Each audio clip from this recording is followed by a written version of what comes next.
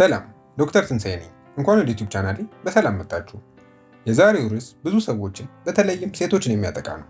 ሴሉላይት። ሴሉላይትን በተፈጥሮ መንገድ ለመቀነስ የሚረዱ የተፈጥሮ እጽዋቶችንና ቲፖችን እንመለከታለን። ለቻናሉ አዲስ ከሆኑ ሰብስክራይብ ማድረግዎን አይርሱ፣ ምክንያቱም እዚህ በቀላል ቋንቋ በሳይንስ የተደገፉ የጤና ምክሮችን ያገኛሉ። ሴሉላይት ምንድን ነው? ሴሉላይት በቆዳ ላይ የሚታይ ጉርብጥብጥ ሞገድ መሰል ገጽታ ሲሆን ብዙውን ጊዜ በጭኖች፣ በወገብ፣ በዳሌና በሆድ ላይ ይገኛል። የስብ ክምችቶች ከቆዳ በታች ባለው ተያያዥ ቲሹ ውስጥ ሲገፉ ይከሰታል። ነገር ግን መልካሙ ዜና በተፈጥሯዊ መንገድ መቆጣጠር ይቻላል። ሴሉላይትን ለመቀነስ የሚረዱ የተፈጥሮ እጽዋቶች። አንደኛ፣ የአቮካዶ ዘይት በቪታሚኖች እና በቅባት አሲዶች የበለጸገ ነው። ቆዳን ይመግባል እና ያጠነክራል። ሴሉላይት ባለበት ቦታ ላይ በቀጥታ በመቀባት በቀስታ ይሹት። ሁለተኛ፣ የሎሚ ጭማቂና የወይራ ዘይት ቆዳን ለማለስለስ የሚረዳ የተፈጥሮ ዲቶክስ ስብስብ ነው። ይህንም የተጎዳ ቦታ ላይ በማድረግ አዘውትረው ይጠቀሙ። ሶስተኛ፣ የአሎቬራ ጄል ቆዳን ያረጥባል እንዲሁም ያጠነክራል። የጎረባበጠ ገጽታን ለመቀነስ በየቀኑ ጥቅም ላይ ሊያውሉት ይችላሉ። በተጨማሪም ቆዳን በተፈጥሮ ያረጋጋል እንዲሁም ያጠነክራል። ትልቅ ለውጥ የሚያመጡ ቀላል የአኗኗር ዘይቤ ቲፖች።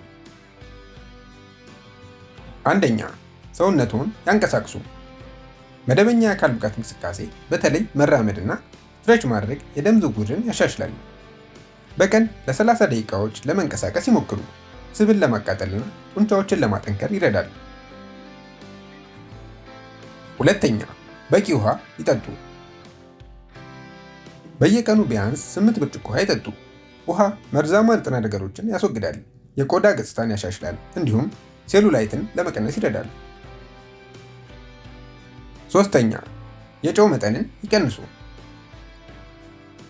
ከፍተኛ የጨው መጠን ፈሳሽ እንዲከማች ያደርጋል። ይህ ሴሉላይት በይበልጥ እንዲታይ ያደርገዋል። አራተኛ፣ ጤናማ ምግብ ይመገቡ። ብዙ ቅጠላማ አትክልቶችን፣ ፍራፍሬዎችንና በፋይበር የበለጸጉ ምግቦችን ወደ አመጋገብ ስርዓቱ ያካቱ። የተዘጋጁ ስኳሮችንና የተጠበሱ ምግቦችን ያስወግዱ፣ እብጠትን ያባብሳሉ። አምስተኛ፣ እውነቱን እንነጋገር። ሴሉላይት ቢኖር ምንም ችግር የለውም። ሴሉላይት በጣም የተለመደ ነው፣ እንዲሁም እስከ 90% የሚሆኑ ሴቶች በህይወታቸው ውስጥ በአንድ ወቅት ያጋጥማቸዋል። ስለዚህ ማፈር አያስፈልግም። ነገር ግን ለራስዎ ምቾት ወይም በራስ መተማመን ለመጨመር ከፈለጉ እነዚህን የተፈጥሮ ዘዴዎች ለመጀመር ጥሩ ቦታ ናችሁ። ፍጹምነትን መከታተል አይደለም፣ ሰውነቱን መውደድና መንከባከብ ነው። ለዛሬ ይዤላችሁ የመጣሁት ይህ ነው። ቪዲዮውን ጠቃሚ ሆኖ ካገኛችሁት ለጓደኛው ያጋሩት፣ ቪዲዮውን ላይክ ያድርጉ እና ከስራ አስተያየቶን ይስጡ።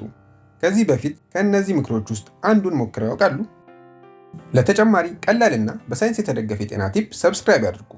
በቀጣይ ቪዲዮ እስከምንገናኝ ጤናውን ይጠብቁ፣ በራስ መተማመን ይኑሮት እና ሰውነቱን ይንከባከቡ በተፈጥሮ መንገድ።